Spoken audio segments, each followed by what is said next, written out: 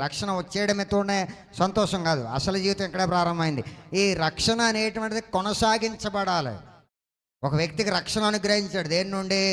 పాపము నుండి. కానీ అదే వ్యక్తి పాపములో పడిపోయాడు అంటే రక్షించుకొనగలిగాడా? ఆలోచన చేయాలి. వాక్యాలు ఎందుకు వినాలి? నిర్మలమైనటువంటి వాక్యం అనే పాలు ఎందుకు తాగాలి? వాటిని ఎందుకు అపేక్షించాలి? బాప్తీసం తీసుకున్నవాడు, రక్షణ పొందాను అనుకున్నవాడు మరలా పాపములో పడ్డాడు.